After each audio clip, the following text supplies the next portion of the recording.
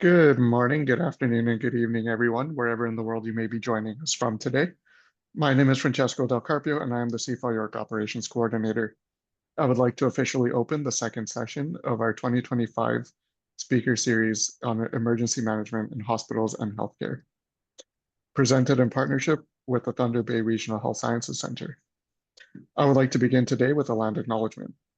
We acknowledge and recognize that many Indigenous nations have longstanding relationships with the territory upon which our campuses are located that precede the establishment of York University.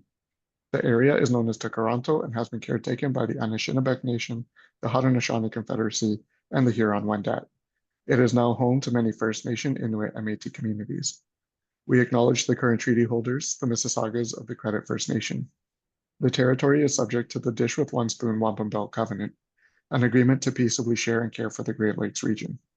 As this is an online event, our participants may be joining from various locations, so I strongly encourage you to learn about the traditional land upon which you are located. With this, I welcome our moderator, our speaker, and our participants from around the world. Welcome to our webinar. It is now my great pleasure to introduce our moderator, Misha Richard. Misha Richard is the current Emergency Preparedness Lead for the Thunder Bay Regional Health Sciences Center in Thunder Bay, Ontario, Canada. In this role, she acts as a subject matter expert assisting with the development and maintenance of emergency management governance, training materials, and exercises. Misha also volunteers as an editor for the Canadian Journal of Emergency Management and is happy to be a collaborator and facilitator for the CFA York series.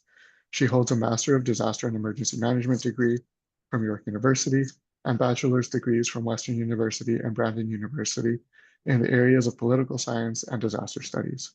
Misha, thank you very much for moderating today's session and your ongoing help in putting together this series. The floor is yours. Well, thank you very much for that introduction, as always, Francesco. And thank you all for attending this afternoon. So I have the privilege of introducing our speaker today, Natasha Hewitt. So as a registered practical nurse by background, Natasha started her career at the Brockville General Hospital in occupational health and safety. It was in this role where Natasha sat in the Emergency Preparedness Committee as the health and safety representative.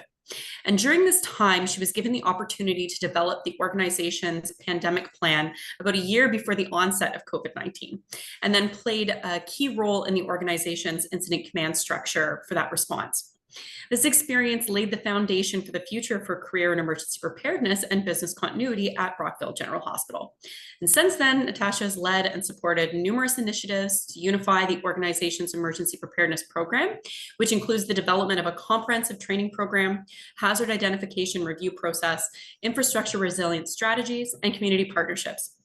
In the past year, she has focused heavily on infrastructure preparedness with the ever-changing demand on network infrastructure, assisted in the implementation of a new electronic health records system as well. So there's a lot to say there to announce you. So thank you for being our speaker today.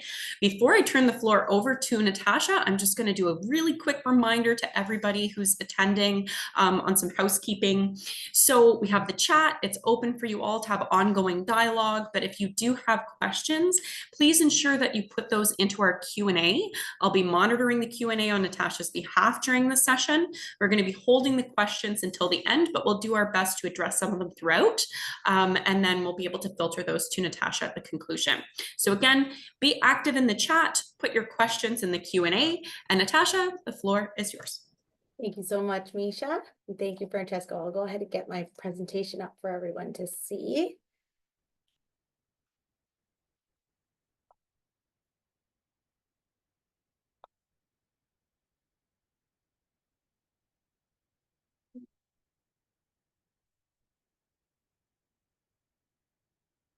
Can you see my presentation? Yes, we can. Wonderful. Thank you. Okay, this is great. Thank you so much, Misha and Francesco, for having me today as a speaker to present a little bit of information on our most recent Code Gray loss of network infrastructure, where our organization was faced with what we anticipated to be a planned downtime, which subsequently turned into an unplanned downtime, and how our organization showed resiliency in the response in what we experienced in those days. So briefly, I'll take you through. This is just a little bit about what we're going to cover today as part of the experience that we had at the Brockville General throughout this response. So to get us started, ultimately, who are we? I don't know if everybody here, I can see that everybody's from all over the world. So if you haven't heard of Brockville General Hospital, we are a hospital that resides in a wonderful community called Brockville, with a population of approximately 22,000 people. We're situated directly within the Thousand Islands with some amazing scenery along the St. Lawrence River. While people from across the province access care at the Brockville General, many of those that we care for come from our surrounding municipalities within the United Counties of Leeds and Grenville, which means our services reach well over 100,000 individuals throughout the surrounding counties and townships. But who are we as the Brockville General Hospital, right? We are a growing organization with many changes over the last few years that have really stepped us up within the healthcare environment. And with multiple services offered at our site, we support a bed capacity of approximately 168 beds, with the addition of a few extra given the recent surge capacities that we're finding within our province. And all of those are found within the following programs that you can see here within the slide. Along with these programs, we promote a very robust outpatient programs supporting many outpatient clinics, ambulatory care services, mental health support services, and rehabilitation services. So in order for you to understand how we were faced with the challenges that we experienced, you really need to understand why we were attempting, what we were attempting to accomplish prior to the event. So in order for us to support our growing services here at the Brockville General Hospital, we were looking to implement a regionally connecting electronic health record system. So we were in years of planning to implement this system. And in order to do that, we needed to work with our regional partners, as you can see here from the slide, to assure that that connectivity of that system was providing us a patient-centered care environment. So the purpose of Oracle Health, which is that electronic health record system, was meant to connect us within the region so that our patients' chart could travel along with them. So it assured that continuity of care, that easy transition of results, and that understanding that if a patient was seen here at Brockville and then moved to another organization, there was no delay in assuring that that information related to their care was being transmitted between the two. So what we were trying to do was implement this system. And so we needed to do some really robust planning to assure that we could implement the system. And in order for us to implement this new infrastructure, we needed to make some changes at our organizational level. And so what those changes required was a transition of our servers, first and foremost. So there was a growth in our servers. So we needed to take our servers from one location of our building to another. In addition to that server movement, we needed to increase the security of our infrastructure. So by implementing a network segmentation, we were looking to implement additional firewall systems to increase that security. So as part of this plan to implement this system, we needed to assure that organizationally we were prepared by creating a more robust network infrastructure under us. So in order to prepare for this change, so the movement of the server and the increasing of our network firewalls, we needed to plan. We took a lot of months of planning in collaboration with our vendors. So we needed to collaborate with our vendors to assure that what we were proposing we implement to assure that our systems were ready to take on this new electronic health record system was in alignment with what the information that they had for us. So we collaborated with those vendors to review our mapping of our systems and to review the plan to assure that we were safe in what we were going to be implementing during this time. Once all parties that were involved in this planning agreed with the process, we were then able to move forward with our internal planning. So what we needed to do at the organizational level to assure that we could implement these additional features to provide that additional security at our network level. So once that agreement occurred, we then started that planning at that frontline level. So in order to complete the task at hand, we were anticipating that we were going to have to go into what was a planned downtime for approximately 4 to 6 hours. So our IMIT team worked diligently to put a plan in place for what we would anticipate was going to occur during that 4 to 6 hours.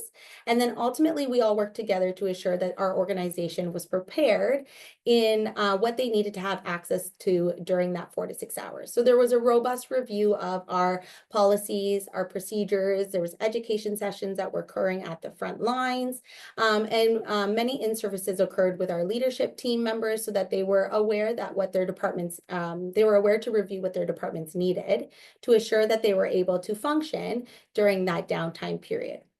As part of the plan, IMIT took into consideration when the best time to go into this planned downtime was going to be. So how are we going to reduce the impacts at our organization? Because we knew that we were going to have to take all of our systems down. And so the determination was to complete this in the overnight hours on a Wednesday night. So we knew that for that overnight, we would have the least impacts at our at the clinical level.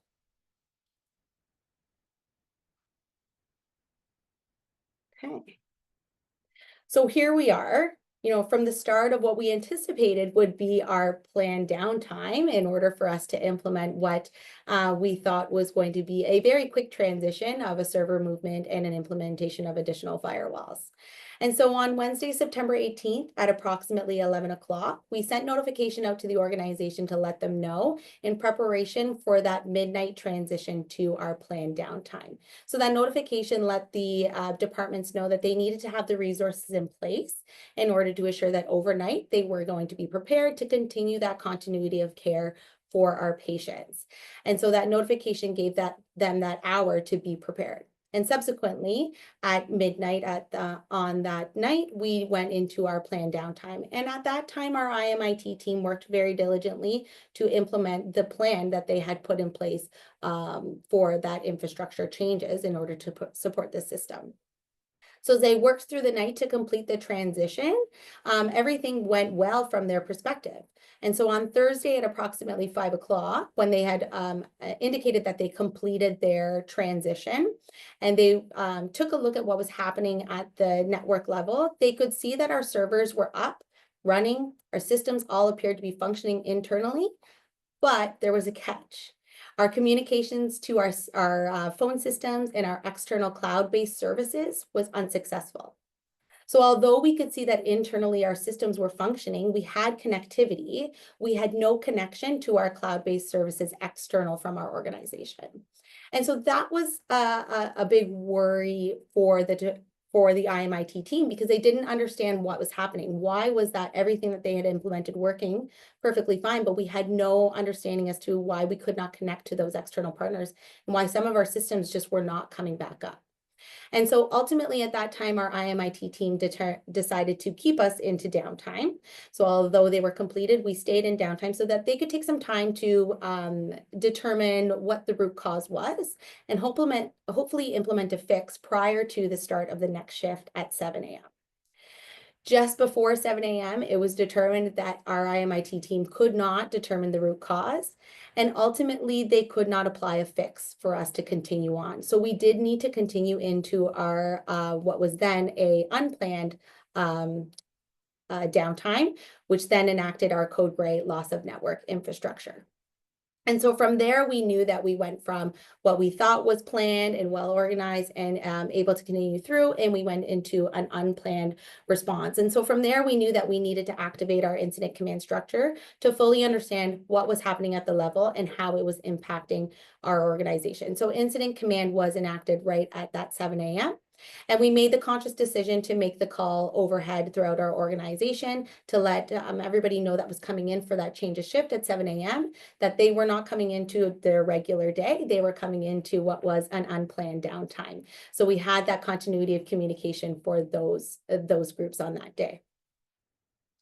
So as we proceeded along through Thursday, that 24 hours was very stressful. There was a lot of back and forth trying to determine what was happening. Our IMIT team were working diligently to implement different mitigating strategies and trying to determine root cause. And as we continued on past 24 hours into Friday, September 20th, we were still in downtime. And so our teams were working now past 24 hours of not having any connectivity to any of our systems. We were seeing some intermittent in and out of some of our systems, but not everything. And primarily some of our main systems, which I'll talk about shortly, were really affected. And so we continued on with our downtime at the frontline level. Okay.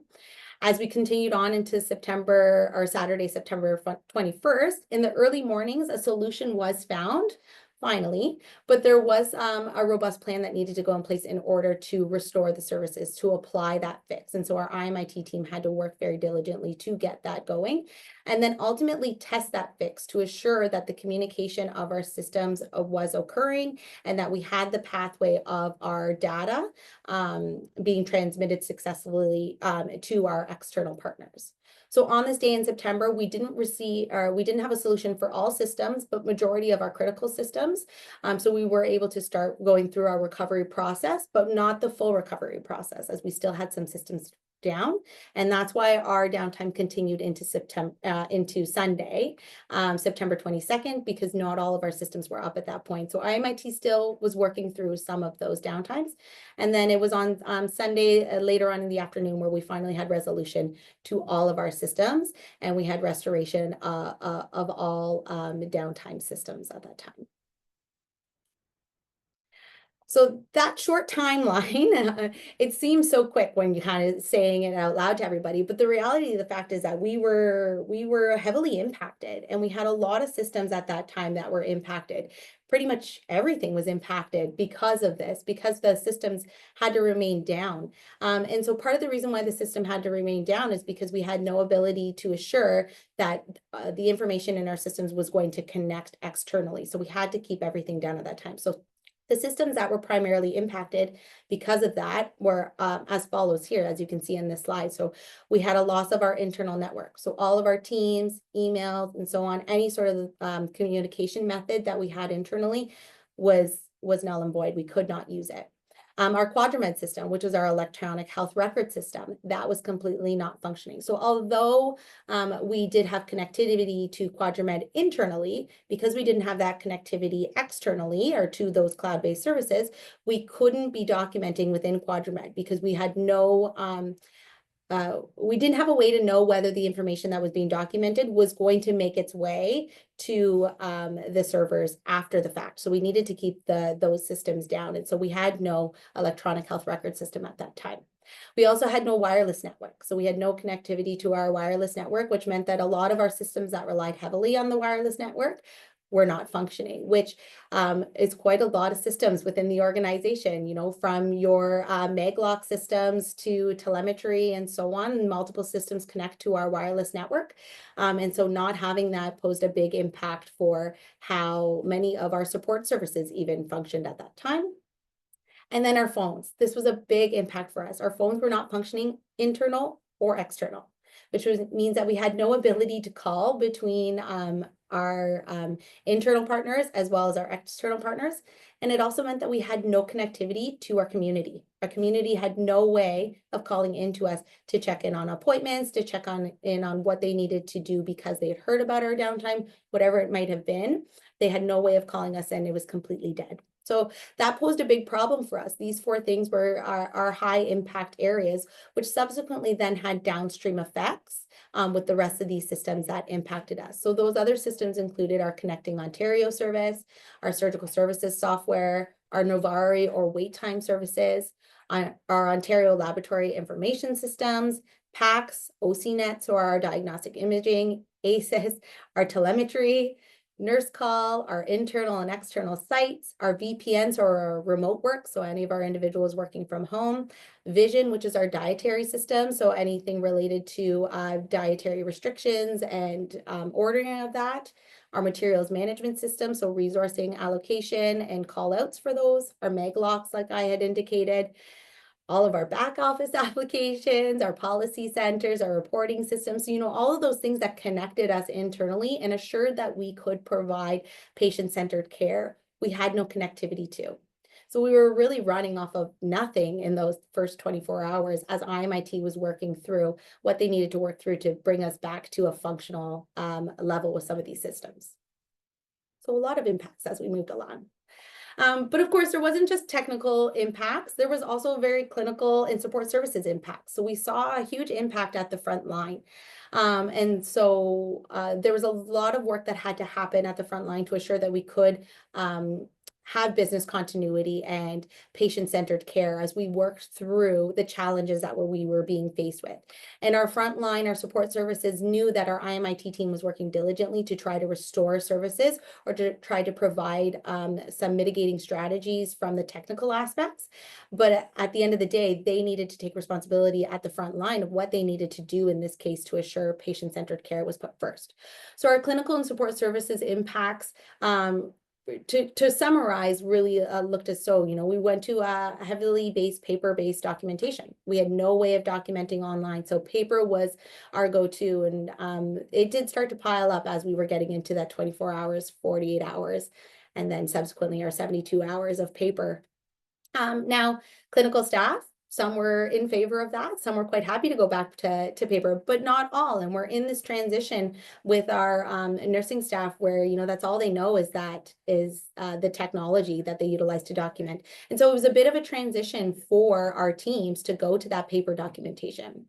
We also needed to go to manual patient tracking. So in order for us to understand where our patients were coming and going, what treatments they were going for, what testing they were going for, and what departments they were moving to, we had to go to that manual tracking, which luckily for us, we're a smaller organization. We have a good connectivity between all of our departments, and we were able to establish a good manual patient tracking system at the time.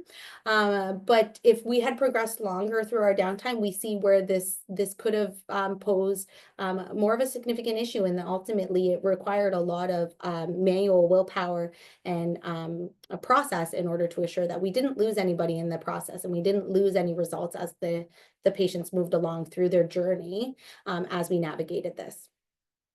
We saw an increased demand on IMIT. A major increased demand on our IMIT team. I mean, they were the most heavily impacted out of everybody. Now, of course, our frontline and our support services had lots of impacts. They had to navigate themselves, but our IMIT team really felt the grunt of this incident.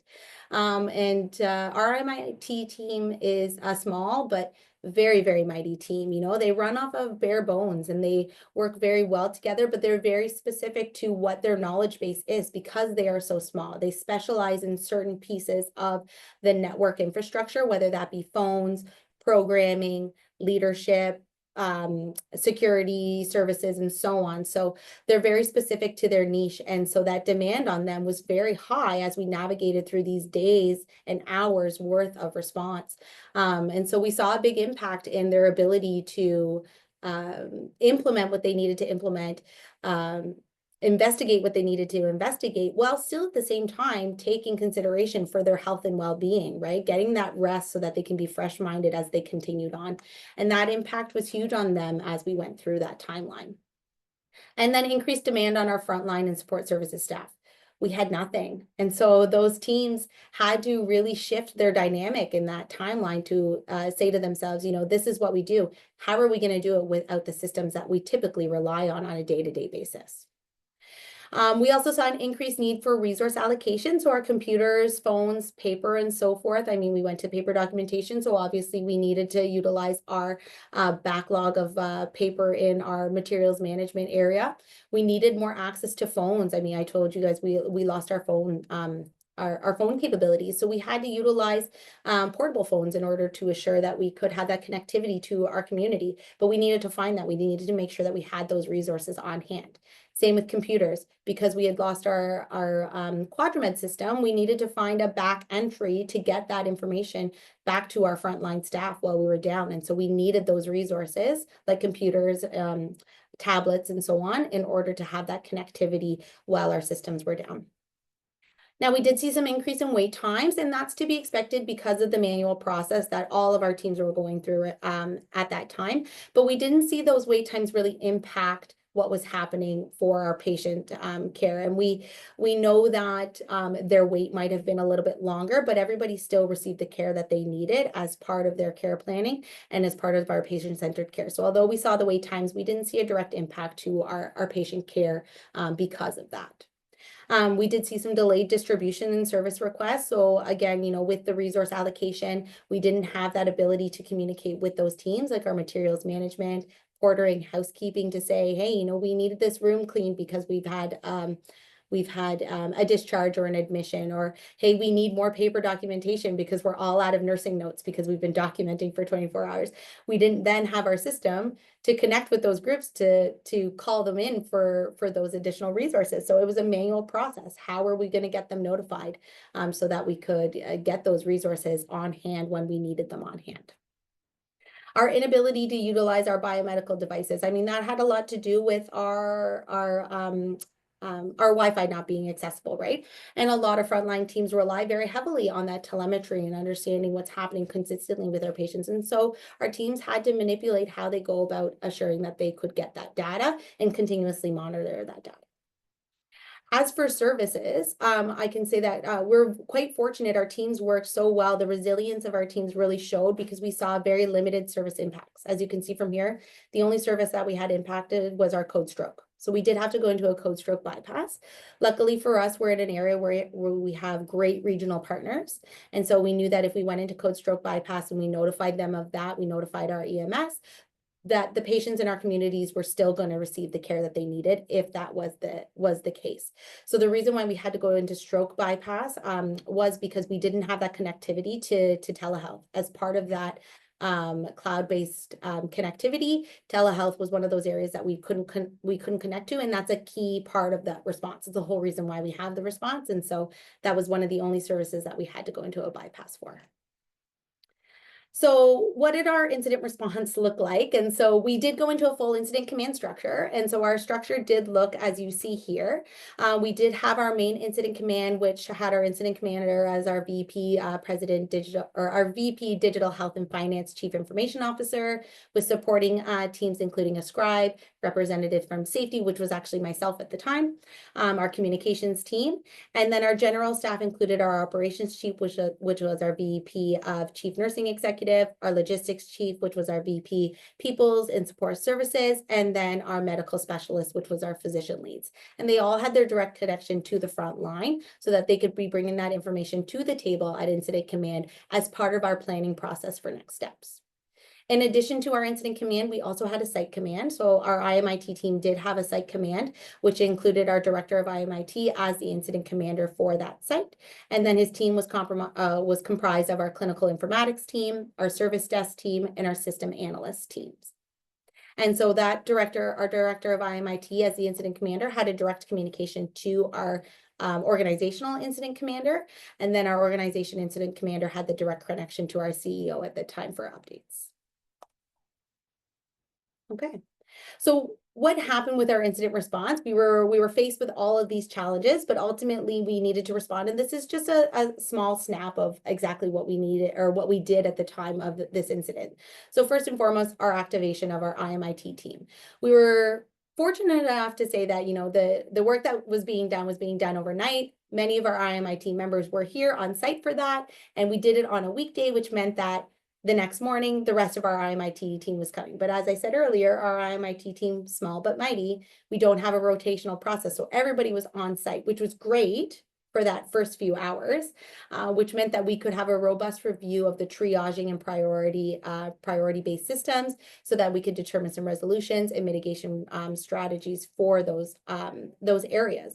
And so the primary areas where our IMIT team recognized we needed to prioritize was our electronic health record system. So getting that access to QuadraMed was very important. And then our telephone connections, getting our connectivity back to the rest of the community, to the rest of our organization, so we could assure that we had that form of communication between those groups. They also needed to manage some of our intermittent systems. So as we went along through the downtime, we did see some systems come and go. So at one point our internet came back up and then it went back down, and we had some connectivities with our teams and emails that would come up and down. And so they really had to manage through that. And so they had to work through this prioritization of these systems to assure that as these issues came up, they were able to mitigate them so that other members on the team could work through the investigation and root cause. So they really had to separate themselves into groups to assure that certain individuals were responsible for that investigation, certain individuals were responsible for that triaging, and then others were responsible for keeping an eye on what was happening throughout the data, throughout the timeline to see what was intermittent and what was consistent. There was a robust collaboration with our external vendors, our local partners, and our consultants.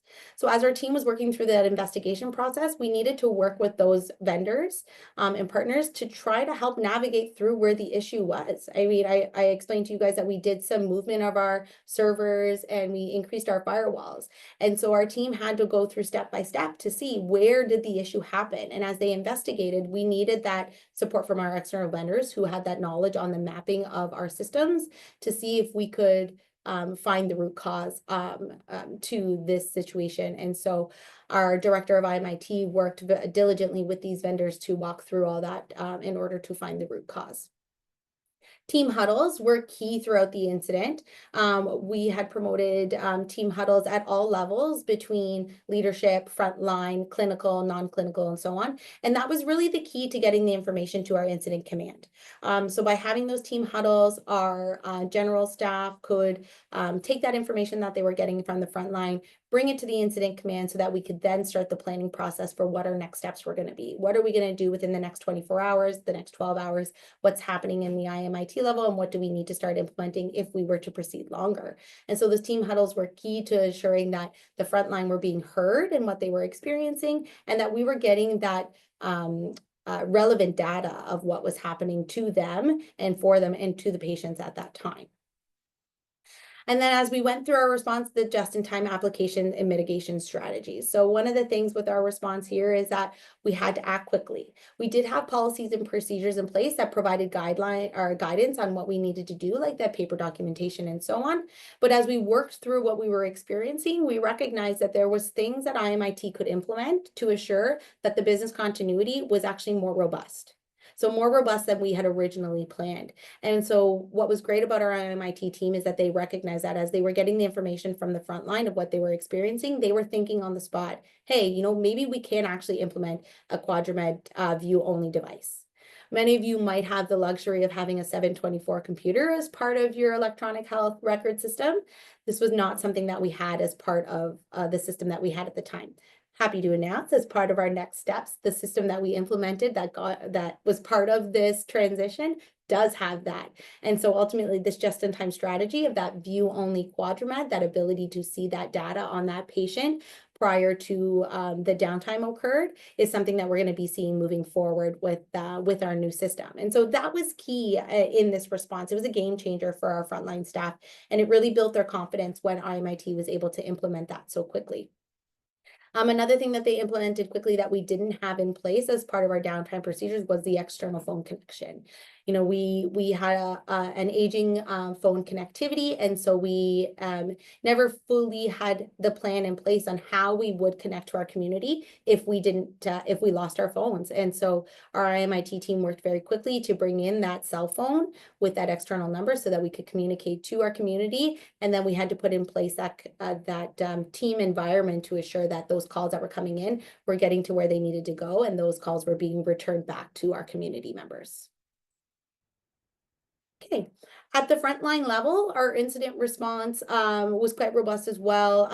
This is just a really brief overview, but I mean, a lot of things were happening at the frontline, and our frontline teams were implementing things on the fly that they felt that they needed, and ultimately documented those things so that we could proceed in the future with those things that they are recommending at the frontline level. So we did have some internal leadership support, which was really great. The frontline teams really appreciated knowing that our leadership team was circulating around, our managers, our directors were checking in regularly and expressing to them that they were impacted as well. And so this was a great opportunity for our frontline teams to express to them what they needed, and then understand that, you know, everybody was feeling the impact. It wasn't just one department. It wasn't just one group of individuals. And so this was an organizational based response, and everybody felt like they were part of a team because we had that leadership support out in the frontline areas. Paper-based documentation, I mean, that was the biggest part for our frontline staff, how they were going to document all of that information. We did have to do a very robust reduction in non-critical testing. So some of our teams, including DI and laboratory, needed to take a look at, what needed to happen within those 72 hours and what could wait 24 hours, and they really had to take a look at that and make those decisions and communicate that out. And they did a really great job at creating that matrix for those frontline individuals, our physicians and our nurses, to say, hey, maybe this could wait 24 hours. The impact on both our DI and our laboratory services was significant, as the manual process, took a lot of time for them to assure that securely they could take those samples or those images and they could connect them to the patient after the fact. So they had to do a lot of documentation to ensure that when we got to our recovery phase, we didn't lose that connectivity. So going down to non-critical testing was really important to assure that they had the time to make those connections and document appropriately. And so that really helped them in that timeline. And it also shed a little light to our frontline staff about how, it wasn't just them that was impacted, it was all our support services as well. And that really created that team environment as well when it came to the resiliency of the organization. And then, of course, we had some more manual workarounds. Our portering teams came up with some great strategic plans on how they would work with departments to assure that they were still, in contact with them, so that the patients were still moving as they needed to. The samples were still getting where they needed to get to. Our switchboard team, really had to work diligently to determine, how are we going to make those calls overhead for codes? How are we going to have that connectivity with our community? How are we going to ensure that we transfer this information? And they were implementing those things on their own. Pharmacy had to implement some procedures for how they would go about getting medication orders from the departments, applying them to the patients, and then communicating that back to the department to say, we've reviewed the medication recommendations and this is our recommendations moving forward. And so on the spot, they were able to work through, that faxing of that information to the departments and that in-person connectivity when reviewing these orders that they were receiving from the physicians. And so that was a new process for them that worked out very well. Our patient tracking system, I talked about how we had to go to a manual system. I mentioned about how our policies had a lot of recommendations related to some of these things, but the reality of the fact is that they could have been done better. And when we were in this instance, we recognized that there was a better way to do it. And our teams took advantage of that by implementing strategies that worked better for them. So for example, the patient tracking. As part of our patient tracking process, it was outlined that, our charge nurses were going to do a lot of that tracking. But after the 24-hour mark, we recognized that we can't proceed in that way. And so teams like our emergency department implemented what you see here on the screen, which is a tracking board. And that tracking board, although when they did it in the response, it didn't look like this. It didn't have all the nice little sticky tabs all over the place. It was all manually written, but as you can see here, they liked it so much, they've now implemented it as a permanent fixture as part of their downtime readiness. And so that is a great lesson learned at the end of the day. Okay. So at some point in all of this incident response, we did reach the top of the mountain. We did get a resolution put in place. Our IMIT team was successful in determining the root cause of the issue, implementing the fix, and getting us over to the finish line so that we could then go down the long recovery response procedure. Now, the recovery response was, I would say, maybe as long, if not a little bit longer than our actual incident response. And that's because we had systems come and go as we were going along, but also because of the impact that we saw with those that were highly impacted by this incident. So obviously through our recovery procedure, we had to go through the registration of all those patients, uploading of that critical data, connecting those patients to that critical data. There was a big team that needed to come in place in order to make sure that was happening in a clear, concise, and safe way so that we didn't have any crossover of that information, maintaining that paperman documentation, and then ultimately the rest for those teams that were highly impacted. For example, our IMIT teams, how are we going to get them back up to their full rested capacity so that they could come back and then reflect on what we saw throughout this response? So that recovery procedure took quite a long time, but it was a rewarding one at the end of the day. And we needed a lot of resources in order to work through that. As part of our recovery response, we obviously debriefed, and the debrief process for me was, a very fun and exciting one, because it was our time to reflect on what we experienced, what our teams were implementing as part of their response, and what we want to see in future. And so we held multiple debriefs. We had 5 in total. We also provided resources to our leadership to bring forward to their hot debriefs with their frontline teams, so that then they could take that information back to our debriefing, our organizational debriefing. So we had 2 with our leadership team, 1 with our incident command teams, 1 with our IMIT team, which also included a psychosocial debrief to assure that they had that ability to walk through some of those stressful situations that they experienced. And then 1 with our IMIT leadership team, so our 2 incident commanders, because they needed some time to really reflect on how that impacted them from an incident command perspective. So what actually happened to us? And all that we experienced and all of the stress that we were going through, we did come to a root cause. And ultimately, the root cause was that the documentation of our network system provided by our vendors did not actually align with our actual configuration. So I talked about that pre-planning, that collaborating with our vendors to assure that what we were going to do was going to work and it was the right approach, and we had everything that we needed in place.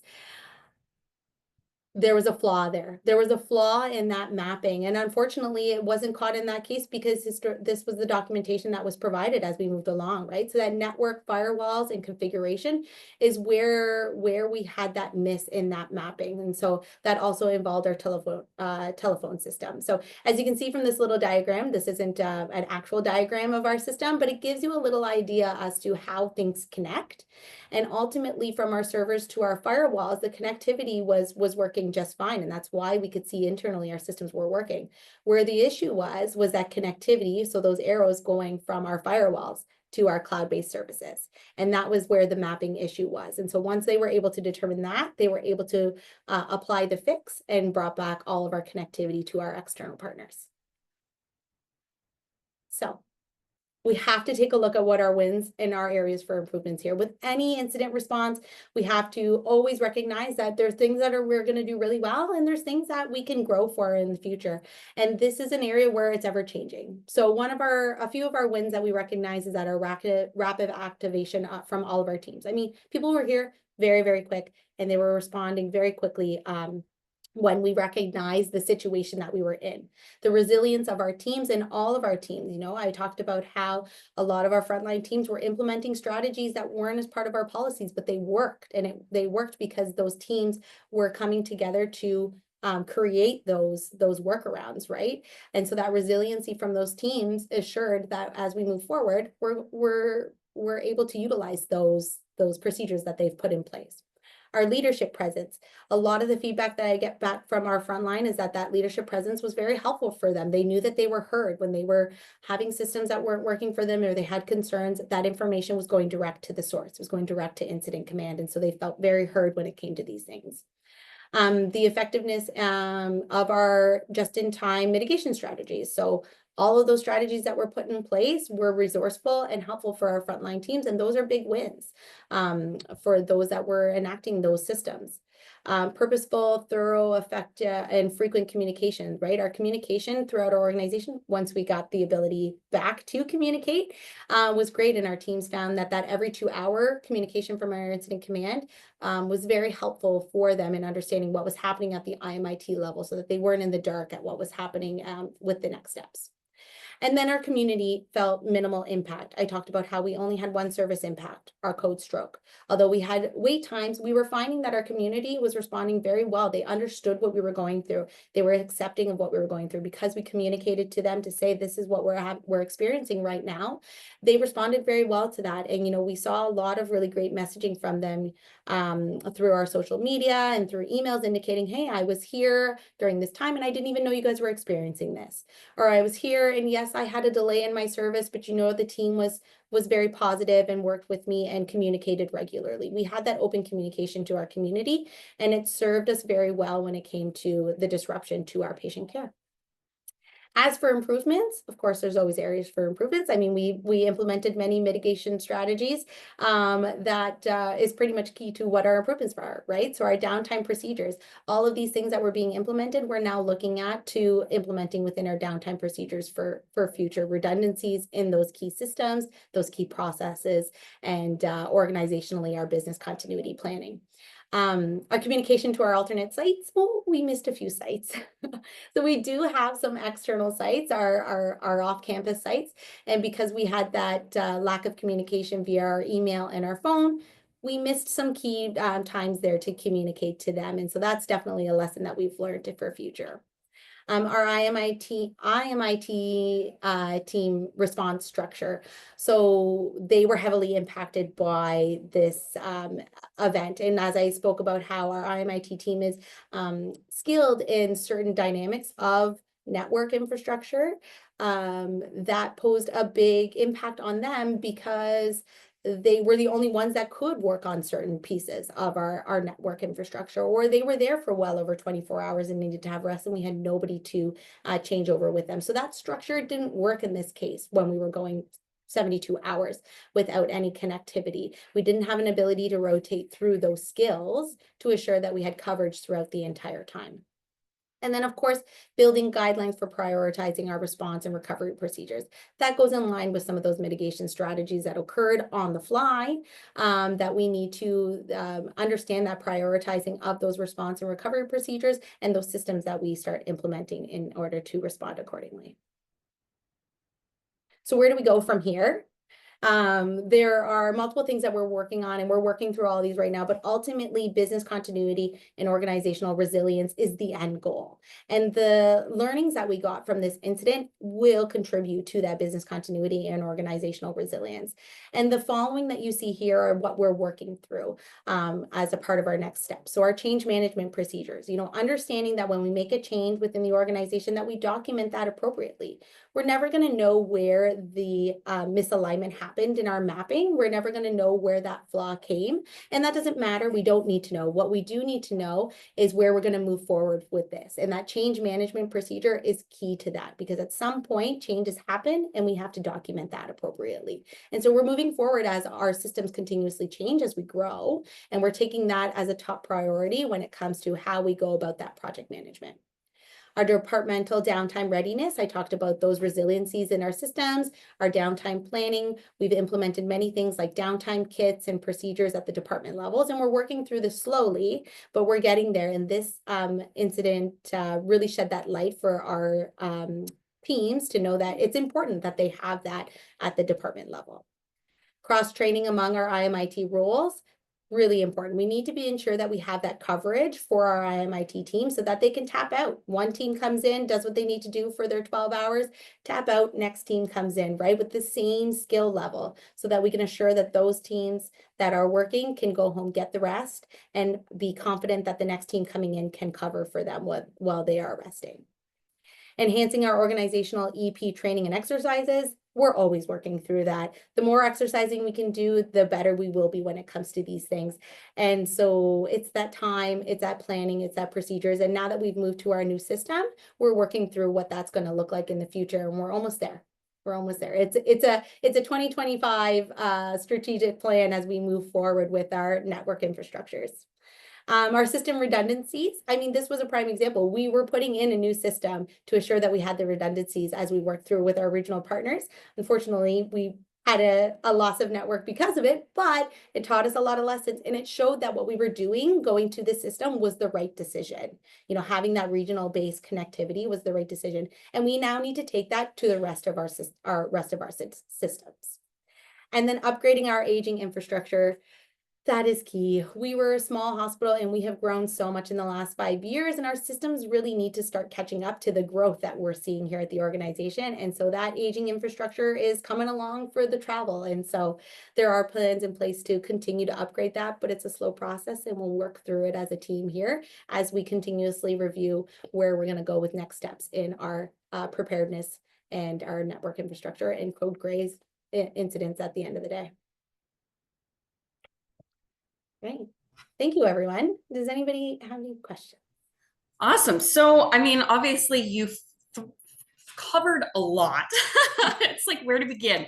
So one thing that I wanted to say is I always appreciate when somebody's talking about a loss of network and really displays evidence of all the systems impacted, because it forces anybody in attendance to go back and think, what are some of the elements that are connected to the network that you might not have considered? You know, it could be parking arms. Like, there's so many things. We are so integrated with the network now that you know, is just, it kind of becomes such a big piece that you can't possibly know all those elements. So thank you for spelling that out, all the different systems, how they were and were not impacted. To jump into the Q&A, there were some really good questions that got populated in here. And we have one that was asking if you'd be willing to share a little bit about how the external communications were handled through this event. I know you said, you know, the acknowledgement of social media as far as community members explaining that they didn't feel the impacts, but what did some of that communication externally look like from your organization? Yeah. So we, a lot of our communication came out through our social media. So our communications team worked quite diligently to ensure that the communication was thorough and that it explained to our community that we were experiencing this downtime, that they can anticipate to expect delays, and that our teams were working through what we were experiencing, but that all of our services were still up and running. So that communication went out through our social media. It went through some of our community-based communication tools. So I know that the radio caught on at one point, and so they passed on some messaging.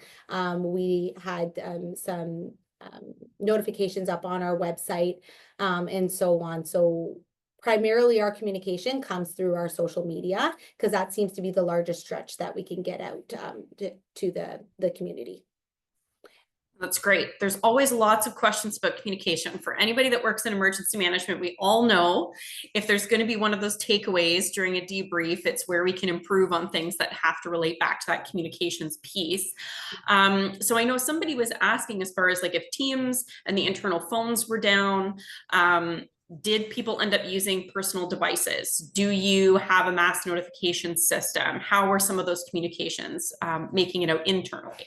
Yes. Yeah, so we do have a mass communication system, and one of the areas that we recognize that we could improve on, when I spoke about our external sites or our satellite sites, we could have used that system for that, but we didn't in the heat of everything that we were considering. That was definitely a miss on our part. So we do have that mass communication system that we could have utilized in that case. But when the incident was occurring, through that first 12-hour or that first 7.5 hours, we were trying to bring that communication process back up. So getting our teams and getting our email notification or our email capabilities back up was #1 priority, along with Quadramed and all that. And so they were actually able to get our email and Teams back up within, I believe it was 4 hours after the downtime. So that's when we could start sending out those every 2-hour incident command updates. But yes, our mass communication system, which is Rave Mobile, is one that we could have used if we didn't get to that point at the 4-hour mark where we retrieved those systems back. So then we have another question here that's talking about, so obviously your unplanned downtime stemmed from a planned downtime, which really goes to show that when people say, well, that will never happen, this is, you know, one of those kind of reminders for folks to avoid some hubris is, since you had all these preparatory efforts underway because you were planning for this, what was the training like on manual systems and things like that going into the planned downtime? So did that sort of ease things for staff when it didn't come back up as planned, that they'd been coached a bit on some of the manual steps just prior, perhaps?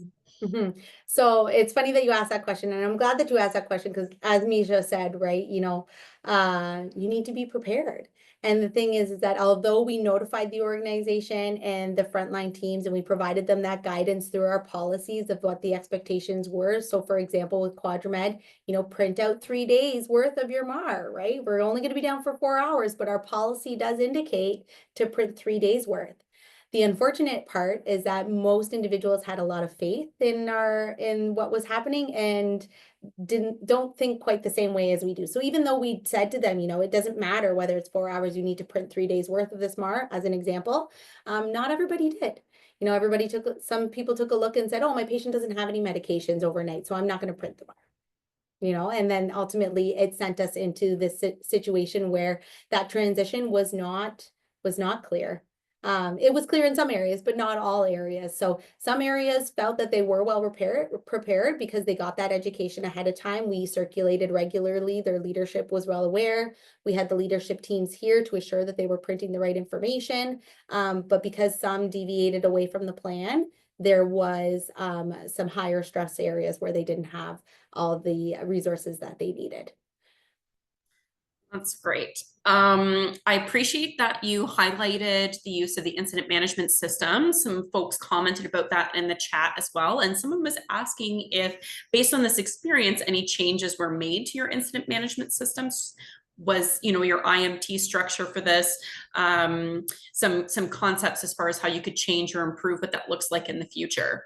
That's awesome. Thank you for that question. I do really appreciate it because yes, there was 2 main issues when it came, or I shouldn't call them issues, 2 main improvements that we could see when it comes to our incident command structure. One of them being the pull on our incident commander.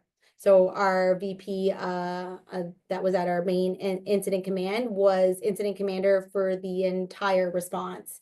And so having that coverage at the leadership level to allow for that individual to have rest and break in between was an area for improvement for sure, which I would like to see move forward as we increase our training on incident command structure and activation and moving through that planning process. As for our site command, yes, as we move through the training process with our IMIT team and that cross training so that we have that coverage, we will see a change in what our site command will look like in relation to network infrastructure loss, because we'll have that capability of broadening out the coverage of the systems and the responsibilities and having the ability to change the groups over as we move through these long-standing incidents. So we will see a change, and the hope is that it'll broaden out the coverage in order to provide more support internally. There's so many questions, Natasha. So first I'm gonna put out there, this is probably some of the most I've seen in a little while in a session. Clearly it's a hot topic. I will highlight to folks that are in attendance, and if we don't get a chance to answer all of your questions, because we're getting very close to time, you can direct your questions to Francesco, and we'll make sure to filter those to Natasha if we aren't able to answer them on the side. There's a couple of really, hopefully quick questions in here that you might be able to answer. So one was, how are you handling incoming staff communication? So if somebody's trying to call in sick, what does that look like as far as how you went through this, since it was several days? Oh, yeah. I'm so glad you asked that because that's completely part of the phones being down. And ultimately in the 24 hours, there was no solution to it. There was no way that we could get that covered, right? We had messages that were not being captured. People were letting us know that they left a message saying that they were sick, and we didn't get that. And so we had our leadership teams, like our managers and our COM, so our clinical operations managers, who were monitoring the department schedules to assure that if we were finding that somebody didn't show up, that we had that follow-up, and then have that communication to the oncoming shifts to assure that everybody was aware that what we were experiencing and whether we were going to miss them coming in for their next shift. So it was a very manual process throughout that. And it was a manual process for our occupational health department too, right? As they ran through the sick programs. All these little things that we don't think about that are going to be connected to the network, which includes your phones. It's so hard to capture in a very quick presentation, right? Yes, I know. And now I realize we really are at time. So I know there were so many questions people were asking about your debrief process. They were asking about, what lessons learned document have you pulled together that you can share? How did the organization come to this point? Was there ability for it to be tested in some sort of dummy environment? What does all of this look like?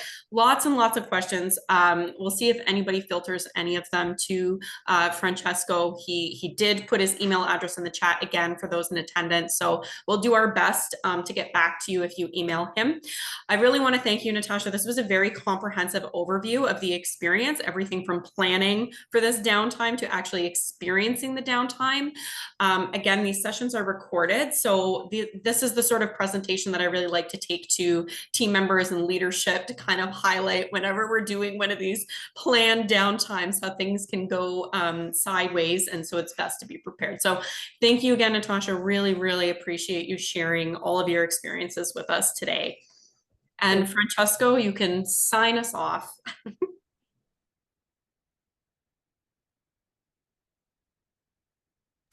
Perhaps he can't. I know he put in the chat that he was having a little bit of connectivity issues. So as folks are also putting their thank yous to you, Natasha, in the chat, I do want to thank Francesco as our coordinator for ensuring that this gets pulled together.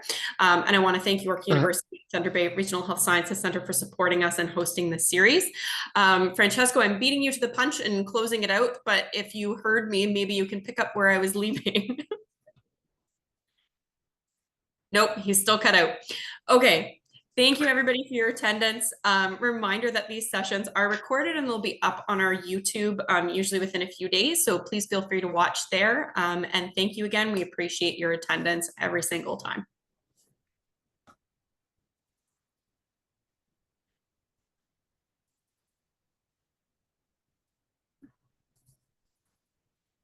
Okay, I think I'm back. Thank you so much for taking care of closing. I'm not sure what's going on. I think we had a storm earlier today here on campus, so I think maybe our Wi-Fi is just a little wonky. So yeah, but I heard you got everything. Thank you so much. I just want to confirm I'm okay to stop the recording now. Yes. Okay.